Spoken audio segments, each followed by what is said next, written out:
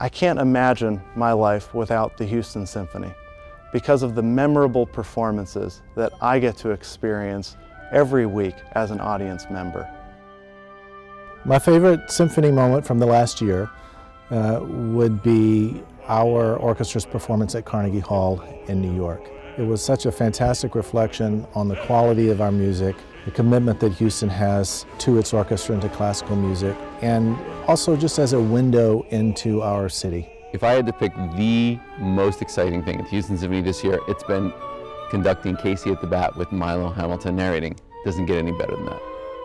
I didn't do it in the first concert, didn't do it in the second, but when I tied in a Holy Toledo, mighty Casey has struck out, and Robert went crazy, the orchestra did, and then to have the crowd recognize the Holy Toledo part, and then have the orchestra at the end give me a standing ovation. Oh boy.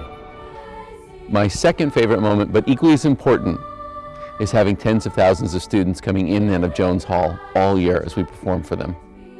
Without a doubt for me, our favorite was the trip to Moscow when we followed the symphony orchestra as they played in the music festival in Russia.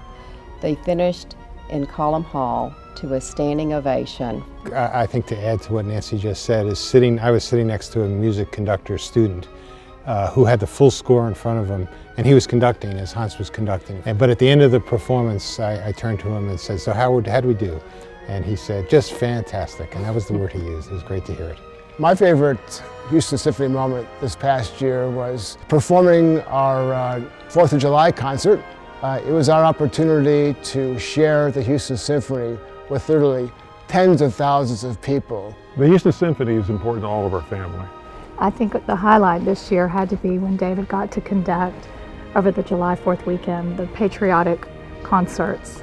It was really fabulous. Until you flung your baton to the violinist. The tip of the baton just touched the bottom of the podium, and then I had this bad feeling as it was cartwheeling into the violinist section, but we kept going.